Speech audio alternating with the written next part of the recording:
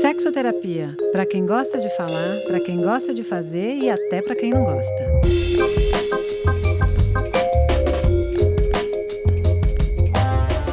Desde que terminou seu último namoro, há 11 anos, Carla Duarte decidiu se guardar sexualmente para o seu futuro marido, que ela ainda não encontrou.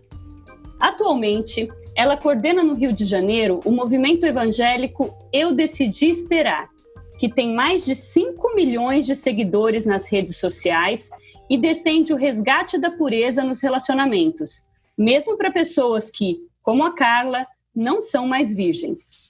A ideia é se preservar para se entregar de corpo e alma apenas à pessoa escolhida para passar o resto da vida. É a história da Carla que vamos contar hoje aqui no Sexoterapia. Eu sou Marina Bessa, editora-chefe de Universa. E ao meu lado, ela, sempre pronta para debater os temas mais polêmicos, com sinceridade e muita informação, Ana Canosa. Oi, Ana! Olá a todas, todos e todes. Mais um Sexoterapia num tema polêmico, importante, onde nós vamos falar sobre valores, crenças, realidades e vai ter muito pano para manga para discutir. E a dona da história de hoje está aqui com a gente, a Carla, diretamente do Rio de Janeiro. Oi, Carla, como você vai? Oi, Marina. Oi, Ana. Estou muito bem, estou feliz, honrada com o convite. Para mim é um prazer estar aqui e compartilhar um pouco dessa realidade que eu vivo, né? Então, vamos lá, eu creio que vai ser incrível, a gente vai conversar bastante. Ô, Carla, vamos começar entendendo um pouco do movimento Eu Decidi Esperar. O que é exatamente esse movimento? É um movimento, né? Na verdade, eu escolhi esperar, né? Fala sobre preservação, a importância de ser uma pessoa emocionalmente saudável, né, e sexualmente pura. Não é um movimento pró-castidade, né? A gente fala sobre pureza. Então, é mais para fortalecer, encorajar e orientar jovens e adolescentes, né, sobre a importância de viver o momento certo, né, de esperar o momento certo para viver suas experiências sexuais. E, Carla, esse movimento existe há quanto tempo? Desde abril de 2011, né, foi fundado pelo pastor Nelson Júnior, que ele e a esposa dele, a Ângela, que eles são de Vila Velha, no Espírito Santo. E aqui no Rio de Janeiro, eu acompanho desde 2011, eu participei de um seminário, né, depois do término desse relacionamento, e de lá para cá eu comecei a participar dos eventos. Eu mesma fiz, né, produzi alguns encontros, né, já foram realizados encontros em todas as capitais do país e mais de 500 mil jovens já passaram pelos nossos seminários presenciais. E nas redes sociais hoje em todas as redes sociais reúne cerca de 5 milhões de seguidores. Então, já existe há pouco mais, quase 10 anos, né? E tem sido bastante interessante, não só evangélicos, né, nos seguem, mas assim, todas as pessoas que entendem a importância, né, de se guardar para viver as experiências sexuais depois do casamento, entendem a importância de se tornar uma pessoa emocionalmente saudável, né, antes de se tornar alguém casável, como a gente costuma dizer, né? Então é isso. Cara, deixa eu te fazer uma pergunta conceitual, é uma pergunta, queria saber como é que você vê isso. Quando você fala de castidade, o entendimento que eu tenho de castidade, segundo a religião católica, não tem a ver necessariamente com abstinência. Quando a gente fala de abstinência, a gente está falando da abstinência sexual, viver como Jesus vivia, né? Voto de pobreza e abstinência, etc. Quando a gente fala de castidade, a gente fala de você ter a sua identidade ou o seu projeto de vida integrado, né, com a sua sexualidade, ou seja, eu posso ser casta e não estar com o meu projeto de vida integrado, ou seja, não tem a ver necessariamente, do meu ponto de vista, com ter ou não ter relações sexuais. É isso que vocês também entendem, porque você usou o termo castidade. Eu queria entender como é que vocês entendem esse termo. Então, o que acontece? Muita gente, talvez, vamos colocar melhor, não é um movimento pró-virgindade. As pessoas... Porque, por exemplo, a gente lida, né? Hoje a grande maioria, a minoria é virgem, né? E quando a gente fala que não é pró-castidade, é porque as pessoas acham que ser casto é você esperar para viver suas experiências sexuais no casamento, né? Depois do casamento. Então, e a gente, assim, por exemplo, como é o meu caso, eu decidi, eu fiz essa escolha depois de ter tido experiências. Então, talvez tenham muito mais pessoas como eu do que pessoas que nunca tiveram relações. Então, a gente não é um movimento que incentiva, né, que as pessoas não façam sexo. Pelo contrário, existe o tempo, a gente entende que existe o tempo certo para isso, né? E não é uma coisa assim que nós criamos. Nós cremos na Bíblia, nós somos como cristãos e a gente faz, né? A gente segue aquilo que a gente entende que a palavra de Deus nos orienta. Carla, mas o que fez você mudar, né? Você namorou por quanto tempo esse primeiro namorado? 5 anos. Por 5 anos, e você fazia sexo com ele? Sim. E o que aconteceu? Não era bom? O que aconteceu que depois que você terminou com ele, você resolveu mudar? Então, na verdade, eu comecei a ter uma outra perspectiva em relação a isso. Por exemplo, a gente tinha relações, sim, mas não sei como eu poderia dizer, mas assim, várias vezes eu achei que poderia ter engravidado, sabe? A gente fazia sexo seguro, mas assim, quando você tá ali no seu primeiro parceiro, a sua primeira experiência, você tem um pouco desse medo e na minha família existe um histórico de muita gravidez precoce, né? De muitas primas minhas, né, e tias também, que foram mães na adolescência e por ter visto a consequência disso, né, eu tenho uma prima que acabou de ser mãe aos 14 anos. Então, assim, é uma realidade da minha família, essa distorção para mim, que para mim é uma distorção de um padrão sexual, assim, de uma vida sexual, sabe, do que é o sexo de verdade.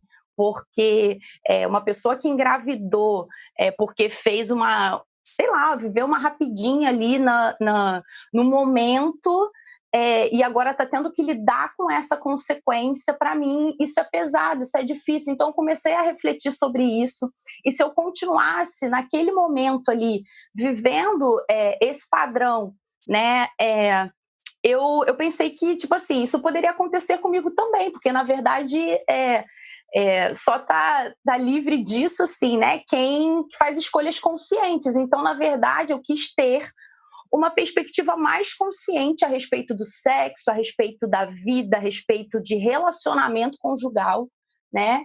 E eu fiz essa escolha porque eu entendi a importância de você conhecer, de você criar uma conexão emocional com a pessoa, uma amizade, uma série de coisas que precisam ser avaliadas antes de você ter uma relação sexual de fato, sabe? Então isso fez com que depois desse relacionamento, depois do término desse relacionamento, eu tivesse a oportunidade de fazer novas escolhas, né?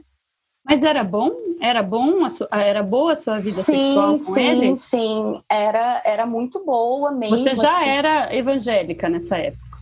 Então, nessa época eu frequentava a igreja, mas eu ainda não tinha assumido um compromisso com Deus, sabe? Assim, eu frequentava, eu era religiosa, né? Eu estava sempre na igreja, mas eu não tinha um compromisso de ser uma discípula de Cristo, de ser alguém que vive aquilo que Cristo ensina.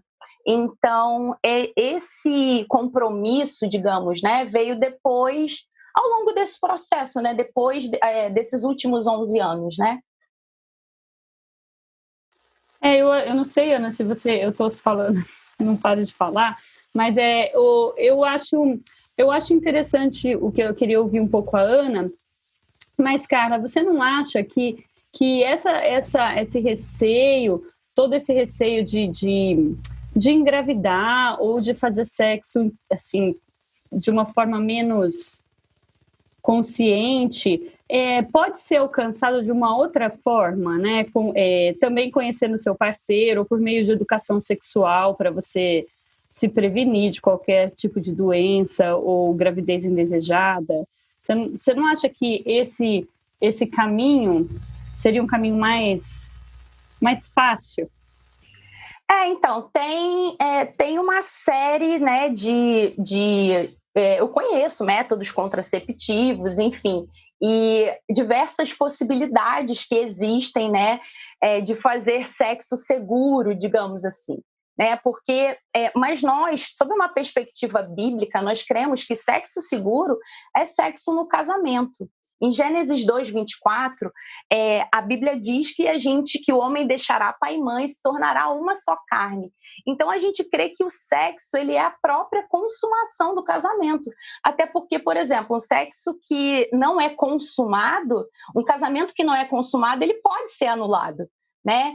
Então, assim, tem toda uma questão envolvida e eu creio na família como instrumento de redenção. Então, não é que o sexo pode estar desassociado disso ou que eu não possa viver essas experiências sexuais no namoro, por exemplo. Mas é uma escolha minha. Eu quero viver eu não quero viver um pouco, eu não quero ter dúvidas, eu quero estar de fato assim com a pessoa que eu amo, que eu escolhi para viver o restante dos meus dias. Porque os meus pais são casados há 42 anos, a minha irmã é casada há 20 anos, e na minha família, nós temos esse padrão, né? Na minha família, assim, na minha casa, digamos, né? Então, eu vejo esse padrão como um instrumento de redenção da minha família, assim. Sabe, eu quero deixar um legado de valores, porque você pode deixar um legado, uma herança em dinheiro e não deixar um legado de valores para sua família. Então está muito envolvido com isso, mais como uma missão de vida, né, que eu escolhi de deixar um legado nessa área de relacionamentos e de mostrar que é possível você conhecer a pessoa, você desenvolver uma conexão emocional, avaliar valores, afinidades, antes de se envolver sexualmente, porque assim, eu já me envolvi sexualmente também, eu já vi as consequências disso e eu recebo muitas mensagens de muitas meninas que têm um pouco de dificuldade, assim, que se relacionam depois de poucos meses, né, se relacionam sexualmente com os rapazes que conhecem e depois de poucos meses, assim, vê que não era aquilo que elas esperavam, né? Às vezes até acontece uma gravidez indesejada e aí depois as pessoas vão ver, poxa, eu poderia ter esperado, eu poderia ter conhecido melhor esse cara, essa moça, enfim. Então eu vejo mais como uma proteção, como uma prevenção, uma vacina para a sociedade, né? Então, para esse novo, digamos assim, uma nova perspectiva, né? Mas e você não sentiu, Carla, nesse tempo, vontade de transgredir essa sua convicção? Enfim, você teve outros namorados nesse tempo? Como é propor isso para um namorado? Então, eu tive um relacionamento em 2016. É engraçado, até assim, os rapazes, eles admiram muito, porque além de não ser algo comum, quem é que não quer estar com uma pessoa, com uma mulher que se guardou para ele, sabe? Então, assim, e isso é cada vez mais raro, né?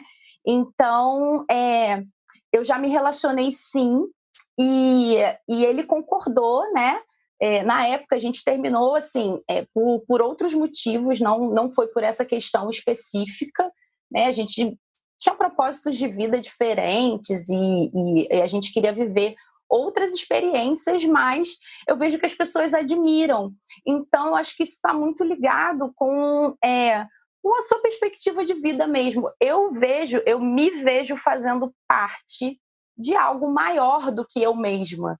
eu estou contribuindo para uma mudança de mentalidade, para a construção de algo que talvez eu nem veja, mas assim, eu quero deixar um legado, né, de perpetuar uma nova ideia, ou antiga até, né? Mas aí esse cara com quem você se relacionou também era do movimento ou era uma pessoa de fora do movimento? Não, ele era de fora, era um rapaz que era meu amigo já, a gente já se conhecia há algum tempo, e, enfim, ele se apaixonou por mim, se declarou, a gente conversou durante um tempo, eu dei uma chance para ele, mas depois a gente ficou junto uns 9 meses, né? E aí a gente começou a ter assim, algumas divergências de propósitos de vida, sabe? Ele tinha um lifestyle do motociclismo, eu tinha um outro lifestyle, e uma série de diferenças assim de escolhas da vida mesmo, mas isso ele respeitava, isso era algo que ele até admirava, mesmo não tendo vivido isso, porque também no contexto familiar dele, ele via uma série de desdobramentos, né? De escolhas erradas na vida sexual. Então, as pessoas acabam, depois que entendem o propósito, acabam aderindo, sabe? Eu tenho sentimentos muito ambivalentes com relação a esse tipo de proposta, mas eu super também compreendo, né? Compreendo na questão do valor, né? Por exemplo, tem algumas pesquisas que vão dizendo que se as pessoas acreditam, né, se o casal acredita em valores assemelhados sobre a sua sexualidade, isso facilita determinados tipos de comunicação e isso pode ajudar o casal ao longo da sua caminhada, né, da sua trajetória, a resolver, inclusive, divergências sexuais. Então, nesse sentido, você ter duas pessoas com os mesmos valores, né, e crenças sobre várias coisas da vida, inclusive a sexualidade, ajuda muito na manutenção desse relacionamento e da comunicação, apontando para um mesmo caminho. Então, nesse sentido, eu acho que a religião ela faz um pouco essa função, né, para várias coisas, né? Eu acho que as religiões, de alguma maneira, elas vão colocando os seus valores, né, para diversos comportamentos humanos, inclusive o da sexualidade. Então, nesse sentido, eu acho interessante, né, pensar em valores que vão regendo, e nessa ideia de você poder se relacionar, conhecer a pessoa. Por outro lado, a gente sabe também que para satisfação sexual é preciso que você tenha também uma linguagem, inclusive corporal, sobre a sexualidade para a satisfação. Então eu fico pensando, né, como que fica isso se eu não conheço? Então assim, eu vou para um relacionamento onde a sexualidade ela tem que estar inserida num processo de casamento, porque a sexualidade tem que ser vivida no casamento, sem saber se eu de fato vou conseguir, quimicamente até, me dar bem com essa pessoa, que eu acho um risco muito grande, né? Quer dizer, como é que isso, faz? Né, Ana? Você escreveu sobre isso essa semana. Como é que faz, né? Porque a gente tem uma coisa de química com o outro, tem um encaixe, tem, sabe, essa coisa da gente poder desenvolver toda uma linguagem, porque isso mudou muito, né, nas últimas décadas, né? Quer dizer, por que as pessoas fazem sexo hoje em dia antes de se relacionarem? Até para testar um pouco essa linguagem corporal. A gente se dá bem? A gente conecta? Né? Porque isso pode ser muito insatisfatório também. Quer dizer, como é que fica isso, Carla? Você pensa assim, se eu caso com alguém com quem eu não tive nenhum relacionamento sexual e chega lá, a coisa não funciona. Eu acho que, assim, primeiro, é impossível você não ter vontade de transar, de fazer sexo com a pessoa que você ama, que você escolheu para passar o restante dos seus dias, né? E eu acredito que sexo, ele vai além da química, é uma construção, tem a ver com cumplicidade, amizade, intimidade, honra.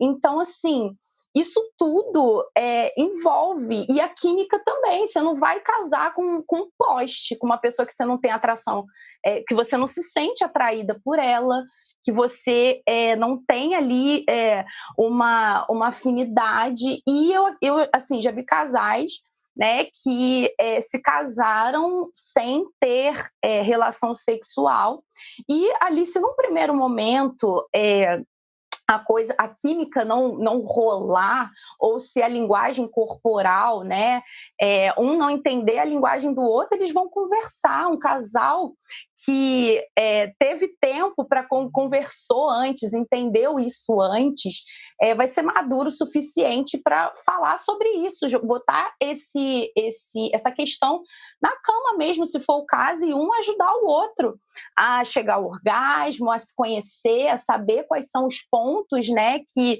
o outro que gosta, que estimule. Eu acho que isso é uma construção, pode ser uma construção do casal, e talvez seja até mais prazeroso do que quando a gente descobre sozinho. Ô, Carla, mas vocês, nesses relacionamentos, eu não sei, você disse que o cara com quem você se relacionou nesse período não era do movimento, mas você acompanha outros casais. A conversa sobre sexo e sexualidade existe antes do casamento? Sim, com certeza. É natural, assim, como precisa conversar, precisa haver acordo, sabe? Então, assim, dois não andarão porque, assim, juntos. O tesão existe, né? Sim. O tesão sempre existe, pelo amor. Até porque se não existir, tem algum problema, né? Tem que investigar. Mas existe a conversa, sim, até porque precisa conhecer o limite um do outro, precisa saber o que... a gente diz que pecado é aquilo que escandaliza o outro. Então, assim, se o outro não concorda, não sabe, ou não conhece determinada prática, o casal vai conversar, porque você não vai lá chegar de cara, vem cá, bota a boca aqui, bota a mão lá, se não tiver um acordo, sabe? Então, assim, eu entendo que o sexo, ele é uma proteção para o casal, né? A Bíblia fala sobre isso também, que inclusive é pecado você estar casado e não fazer sexo, porque ninguém está casado para um ou outro ficar por aí abrasado, subindo pelas paredes.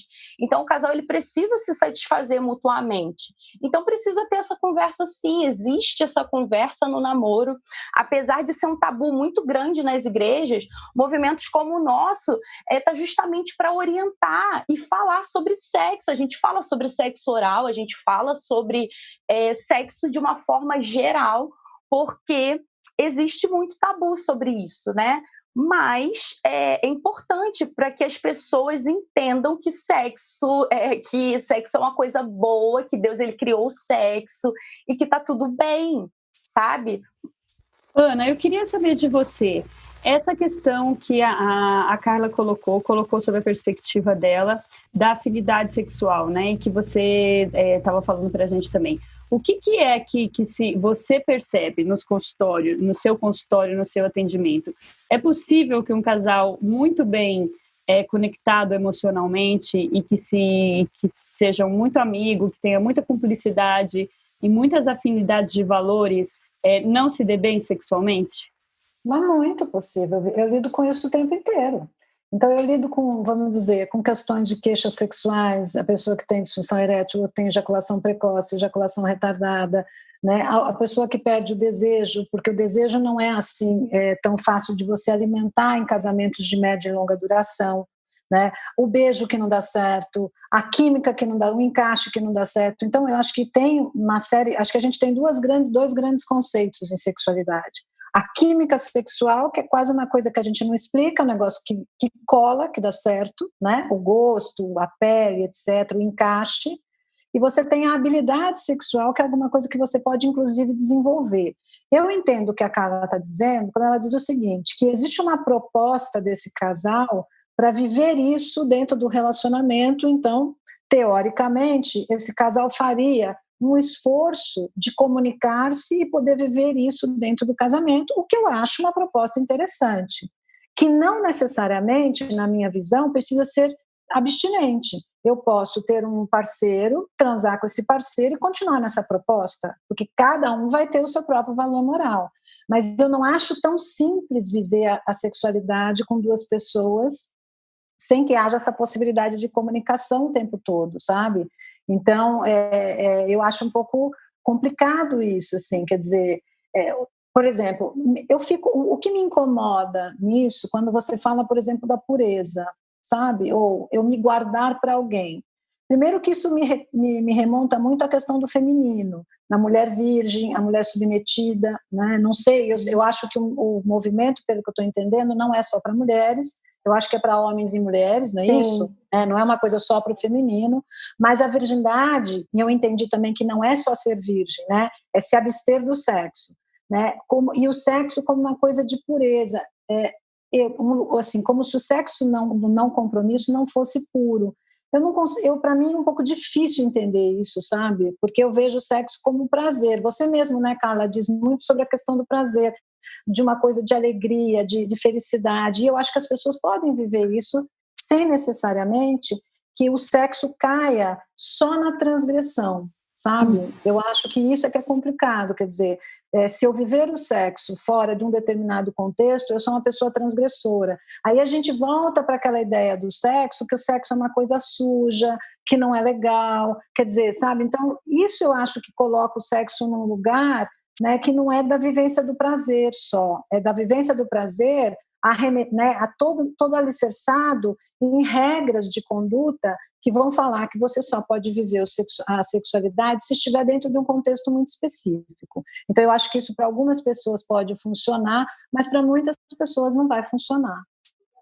Eu acho que depende, assim, do nível de entendimento que cada um tem a respeito do que do próprio sexo, né? E é essa a nossa perspectiva, assim, de trazer conhecimento, né, sobre isso, e também, assim, porque é muito difícil você estar num relacionamento. A gente vê o namoro, na verdade, porque o que acontece? Muitas pessoas se frustram na sua vida sentimental. A gente vê muitos jovens que, inclusive, até já escutei também histórias, algumas histórias, né, nos podcasts de vocês, sobre pessoas que não acreditam mais em nada, não querem mais casar, não querem se relacionar.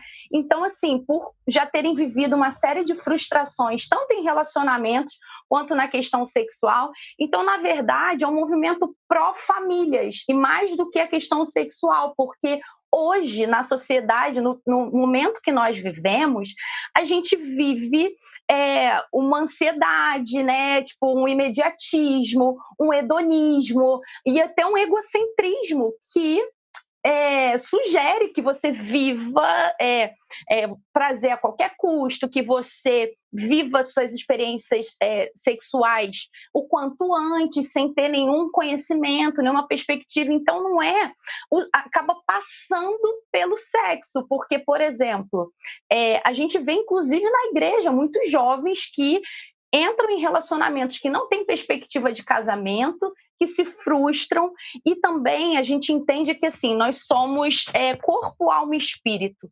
Então, quando a gente se liga com alguém, quando a gente se relaciona sexualmente, a gente se torna um com essa pessoa, a gente, sabe, a gente liga a nossa alma também. Então, tem gente que vive uma série de distúrbios mesmo, e às vezes a vida está toda bagunçada, ela não sabe por quê, mas já se relacionou com mais de não sei quantos caras, está tudo bagunçado. Então, é uma perspectiva, assim, de uma construção de você viver algo saudável. Olha, você me faz lembrar muito, eu gosto muito do Newton Bonder, eu já falei dele aqui em algum dos nossos episódios. O Newton Bonder é um rabino, né? E é um pensador, e ele escreveu um livro que chama Alma e Moral, e esse livro se tornou uma peça de teatro que foi, já por 10 anos, já está em cartaz, maravilhosa. Então ele vai dizer uma coisa assim, ele vai dizer que nós temos, né, a nossa alma, ou seja, o que a gente sente, né, essa perspectiva da inteireza do humano, ela é imoral num primeiro momento, e que a sociedade foi moralizando a alma para que a gente pudesse viver em sociedade, ou seja, as regras, né, isso pode, isso não pode, isso deve, isso não deve, elas funcionam para moralizar a alma, para que a gente possa conviver, né, da melhor maneira possível com as pessoas diante das dimensões e daquilo que nós somos chamados a realizar. Muito bem. Então, ele vai chamar a alma moralizada de tradição. E só que ele diz o seguinte: não é porque a nossa alma foi moralizada que a nossa alma imoral deixa de existir. Então ele vai dizer que os desejos continuam existindo. Então a raiva, eu posso não matarás, ou não posso matar pela questão religiosa ou pela questão legal, ou seja, há grupos sociais que vão tentando moralizar a alma, e a religião é um deles. A lei é outra deles, e assim a educação é outra, né? Mas não é porque se moraliza que a alma imoral deixa de existir. Eu posso continuar querendo matar alguém quando estiver com raiva e posso continuar querendo transar com alguém ou transar com várias pessoas. E ele vai chamar a alma imoral de transgressão. Daí ele vai dizer o seguinte, que o grande conflito do humano é mediar entre tradição e transgressão.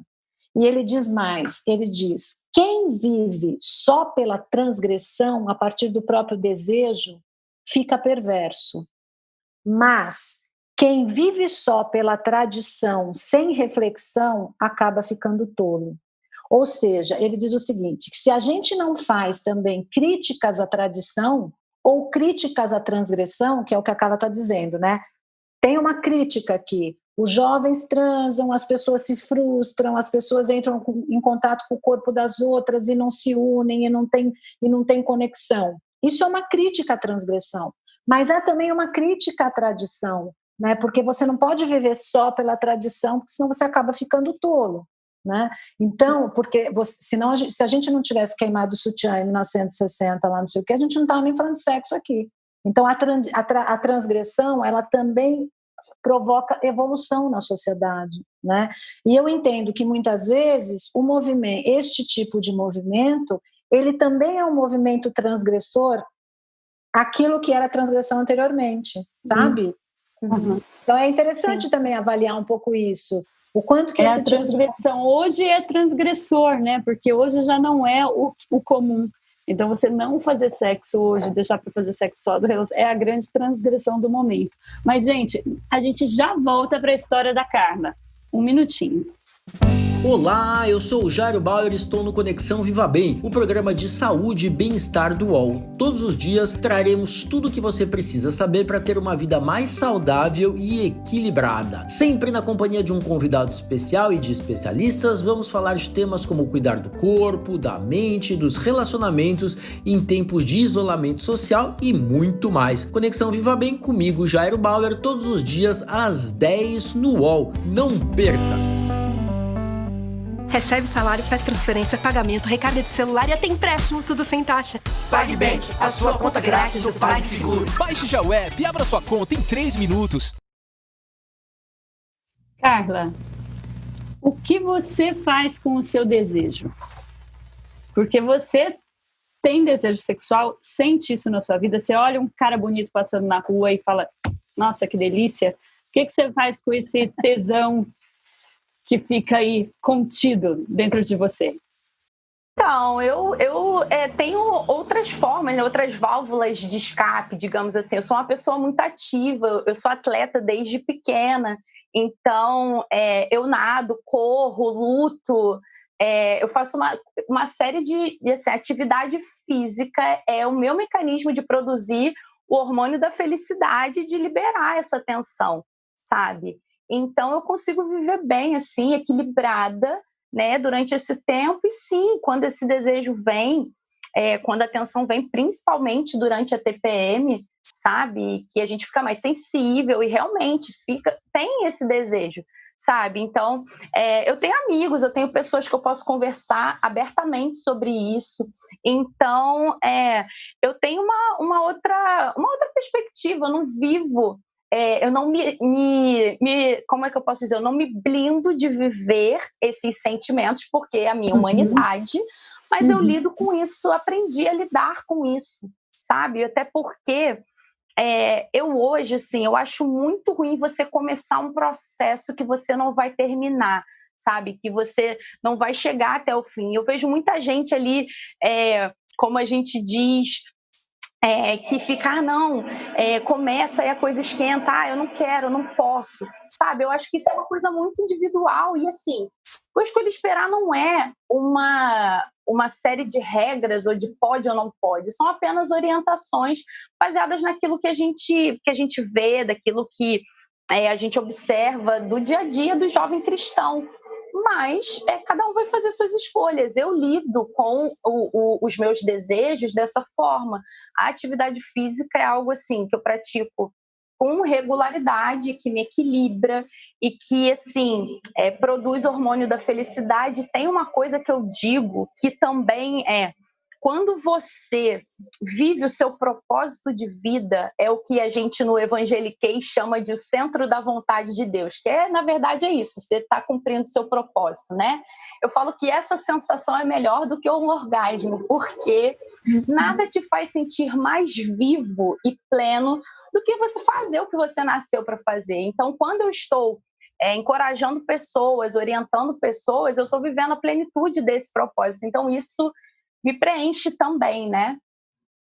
Uma pergunta, você não precisa responder no seu pessoal. A masturbação é alguma coisa que ela é orientada para ajudar nesse processo de manter a abstinência até o matrimônio, ou ela não entra na proposta, assim, como uma ideia de descarga de tensão mesmo? Não entra na proposta, porque, por exemplo, eu entendo, eu vejo assim, que é uma prática, né, comum, principalmente nesse período da quarentena, as pessoas ficaram mais ansiosas, mais fluxo sanguíneo, até vi estudos sobre isso, aumento da libido nesse período de isolamento. Mas a gente não orienta porque existe, por exemplo, hoje a gente vive um contexto onde as pessoas estão se casando mais tarde, algumas nem pensam mais em se casar, e se a gente está falando em algo pró-família, a gente precisa olhar lá atrás. No meu caso, eu não avalio a masturbação como sendo uma possibilidade, porque se eu começar a me satisfazer sozinha, eu não vou fazer esforço nenhum para ter ninguém, sabe? Para começar, para entrar no relacionamento, para ter alguém que me satisfaça sexualmente também. E existe um número muito grande de pessoas que, aí eu acredito que independente da religião, que vivem uma série de, como é que eu posso dizer, desajustes, não sei, de transtornos mesmo, pela prática da masturbação, pelo vício até da masturbação, vício da pornografia. Então, assim, é algo que, assim, é viciante, existem estudos que comprovam isso, né? Mas eu acho que tem muito dessa perspectiva, se você está se qualificando, né? Como nós falamos aqui, solteiros emocionalmente saudáveis, fisicamente saudáveis, para formar uma família, quando você começa a despertar isso, a viver essas sensações não antes, mas assim, sozinho, dificilmente você vai se contentar com isso depois. Assim, eu também já conheço muitos casos, né? Pode falar. Mas assim, não, é só assim, por exemplo, essa coisa do que você falou que existem estudos, assim, eu conheço alguns estudos que vão associar a masturbação compulsiva à pornografia, e isso sim pode provocar um tipo de dependência e diminuir a busca do indivíduo pelo outro, inclusive em contextos de relacionamento conjugal, né? Agora, estudos que falem que a pessoa se masturbe, que depois isso vai fazer com que ela não busque alguém, que não seja uma dependência, eu desconheço. Não, então, na verdade, eu estava me referindo a esse estudo que você disse, da prática da masturbação, né, e o vício da pornografia faz com que as pessoas não procurem o outro. Mas e se eu não usar a pornografia, por exemplo? Eu estou perguntando, até porque eu entendo o seguinte, você está dizendo assim, existe a sexualidade no contexto do matrimônio, e eu preciso me abster desse contexto. A tensão sexual, ela faz parte do corpo. Então, na minha cabeça é meio lógico que se eu quero me guardar para alguém, de alguma maneira, e se eu tenho tensão sexual, eu posso descarregar no meu corpo. E aí, quando eu estiver no contexto do casamento, aí sim eu vou estar com outra pessoa, porque o que você está dizendo é: eu preciso me abster sexualmente para eu ir de encontro ao outro e conhecer o outro. Eu entendo que a masturbação não tem nada a ver com isso, quando não é no contexto da dependência. Eu acho que, de uma maneira geral, exatamente por falta de informação, as pessoas talvez não tenham maturidade para lidar com a masturbação de forma sadia, em qualquer contexto, não só dentro da igreja, sabe? Mas, assim, eu particularmente vejo como sendo algo, assim, que pode gerar, assim, exatamente por gerar essa dependência, por ter uma série de outras questões. E se a gente tem uma proposta, se a gente está propondo viver essa experiência, né, dentro de um relacionamento, você e o cristianismo, né, ele prega a questão de, assim, de você amar o seu próximo, de você dividir, de você viver o sexo debaixo dessa perspectiva. Então, a medida não é uma questão da transgressão, mas, assim, o que você está alimentando com isso nesse momento, sabe? Então, descarregando tensão. Sim, mas existe, como eu falei, existem uma série de outras formas de descarregar a atenção. Assim como eu falei, eu lido com isso, e não porque não pode, como eu falei, cada um vai fazer suas escolhas. Se a pessoa acha que ela consegue se masturbar e depois levar, tipo assim, não levar isso para dentro do casamento, porque, por exemplo, é muito comum. E isso, vejo casais, e também na minha família já vi muito isso, de homens que deixam a esposa na cama e vão para a sala se masturbar. Sim, acontece, você tem razão. Então, acontece em alguns contextos. isso... E também, cara, desculpa te interromper, mas também, assim, e isso a gente conversa muito aqui no Sexoterapia, no sentido um pouco contrário, mas é sempre interessante ouvir, né, as razões, até porque, enfim... É isso, é uma forma de transgredir e de refletir sobre os valores, né? Mas, assim, até a gente defende um pouco a sexualidade, que a masturbação dentro do casamento é muito saudável para a mulher, por exemplo, se descobrir a sua sexualidade, o seu corpo, que são momentos muito diferentes, né? De você viver o que a Ana diz, né? O sexo com uma pessoa é um sexo que não envolve apenas, que não é só o orgasmo, né? E às vezes a masturbação é só um prazer rápido que pode te trazer uma satisfação pessoal, física, momentânea, e te trazer conhecimento sobre o meu corpo, o seu corpo, o nosso corpo, até para a gente ter uma vida sexual com um parceiro melhor, né? Sim, enfim, acredito que a mulher deva se tocar para saber, para se conhecer, né? Até porque, assim, eu na minha adolescência eu tive essa curiosidade, né? De conhecer o meu corpo, de saber quais eram as coisas e tudo mais, e com certeza isso contribuiu para que eu tivesse uma vida sexual incrível no relacionamento que eu tive. Então, foi ótimo, então. Foi ótimo para você no relacionamento. Talvez até por isso você não tenha. Talvez você nunca tivesse tido essa experiência. Sim, mas isso não. Né? Sim, mas isso não significa que se torna uma prática. Agora, eu conheço e eu só lido com isso de outra forma, mas cada um lida com isso da forma como achar melhor. Pode falar. Não, eu só vou complementar com aquela questão que a gente estava falando do Newton Bonder, que eu estava dizendo sobre transgressão e tradição, porque eu entendo, isso tem quase a ver com a formação do superego, né, da gente, do que é certo e do que é errado, né, entre aquilo que eu desejo e daquilo que eu posso, né. E a religião, ela faz muito esse papel na vida das pessoas, né? Eu não estou falando da fé, estou falando da religião mesmo com seus dogmas, né? Então eu entendo o que a Carla está dizendo, que existe uma proposta de vivência num determinado contexto que vai propor algumas coisas e que as pessoas vão ter essa reflexão e vão ter que tentar escolher entre transgressão e tradição.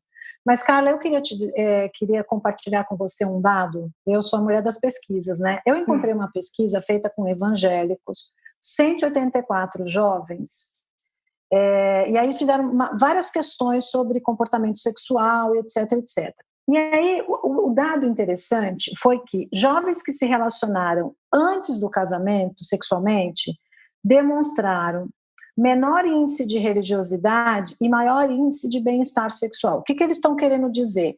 Que esses jovens, de alguma maneira, eles ressignificaram a religião para poder estar na religião, mas, ao mesmo tempo, viver a sexualidade como algo mais natural.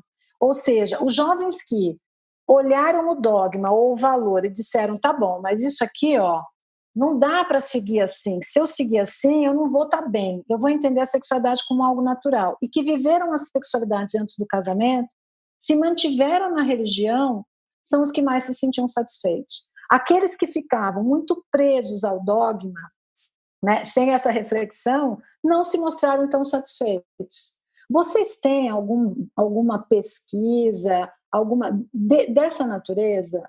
Do quanto que isso que vocês estão falando, que vocês propõem, né, como exercício da sexualidade dentro desse contexto, que de fato isso ajuda as pessoas, de alguma maneira, a viverem felizes ou infelizes, como essa pesquisa, por exemplo?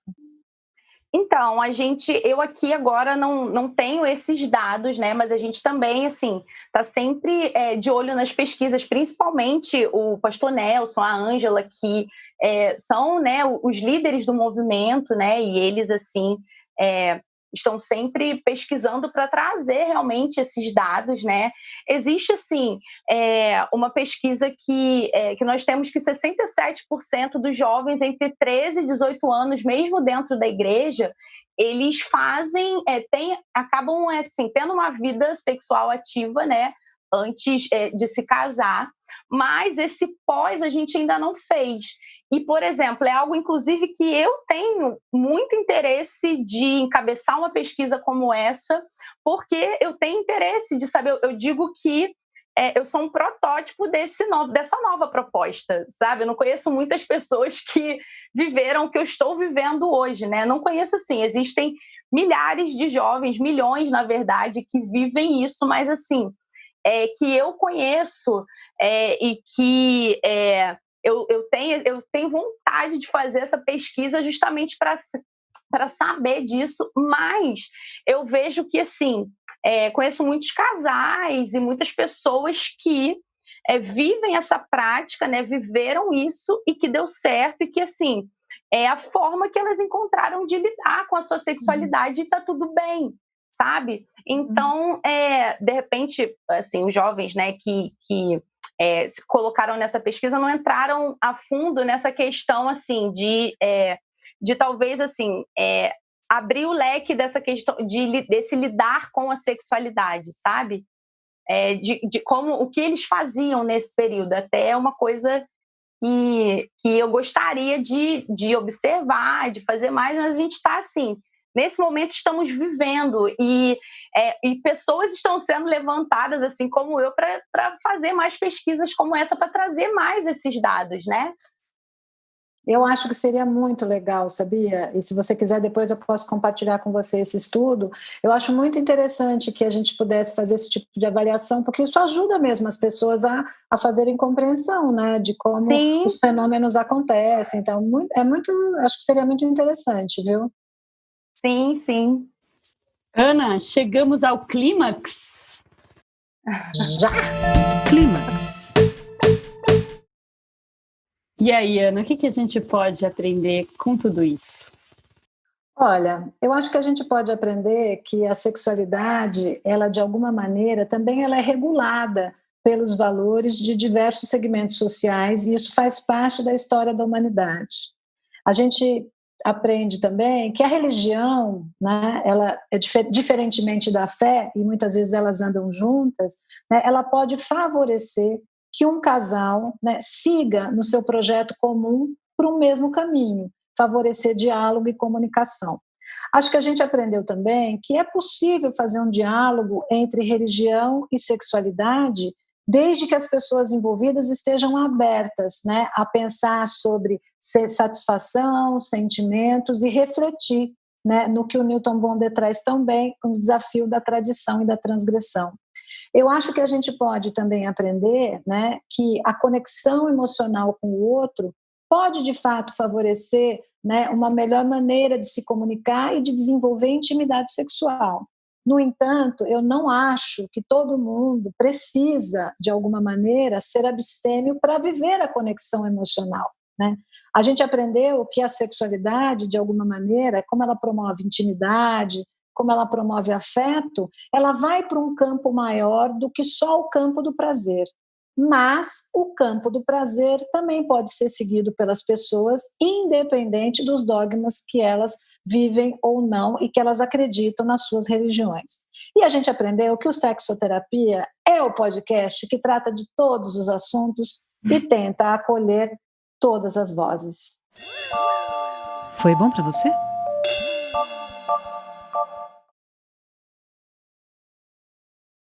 Carla, esse é o momento das nossas dicas. Você tem alguma coisa legal para recomendar para as nossas leitoras, talvez para conhecer melhor o movimento do qual você faz parte? Sim, a gente tem um último livro do Nelson e da Ângela, que é Tire Suas Dúvidas Sem Tirar a Roupa, né?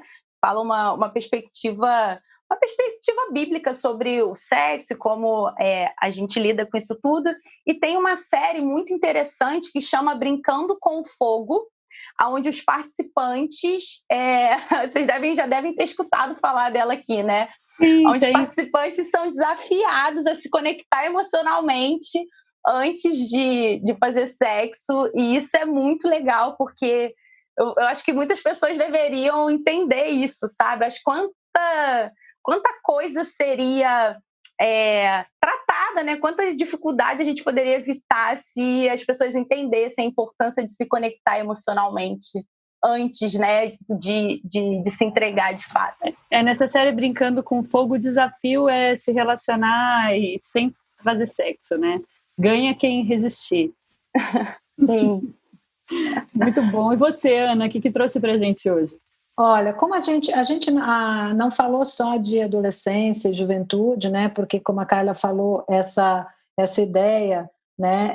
Ela vai para qualquer pessoa de qualquer idade, mesmo que já tenha se relacionado sexualmente antes. Mas, como o tema da iniciação sexual também é importante, né? Eu queria trazer um filme chamado Hoje Eu Quero Voltar Sozinho, que é a história de um jovem adolescente cego, né? Que tem uma mãe super protetora, né, e super controladora, até pela limitação visual que ele tem, e que vai descobrindo, né, as suas sensações e emoções em relação à sexualidade. Além do nosso concurso maravilhoso, Globo de Ouro, Sex Education, que vai trazer também outras questões de conexão, sexualidade. Quem não assistiu, precisa assistir. Muito bom, o Sex Education estava na minha lista também, mas eu também tenho um outro que não sei se a gente já recomendou aqui, mas que vale a pena ver, um pouco mais científico, mas muito divertido, que é a série Explicando o Sexo, da Netflix. Explicando o Sexo tem 5 episódios, um deles fala sobre atração, por que a gente se sente atraído por algumas pessoas e por outras não. São episódios curtinhos, de 15 a 20 minutos, e vale muito a pena assistir. Então, recomendando Explicando o Sexo, do Netflix. É muito boa essa série, eu gosto. É legal, né? Carla. Está aqui na minha lista. Eu queria agradecer, foi um prazer ter você aqui. Muito obrigada. Eu que agradeço a oportunidade, agradeço o convite, foi muito bom essa conversa, né? E que a gente possa promover mais encontros assim, justamente como a Ana falou, para trazer essa interação, né? E é sempre muito bom. Ana, nos vemos no próximo episódio de Sexoterapia. Até lá! Até! Siga o Universal UOL nas redes sociais e compartilhe com a gente a sua história. Quem sabe o seu dilema não é o próximo a ser tratado por aqui.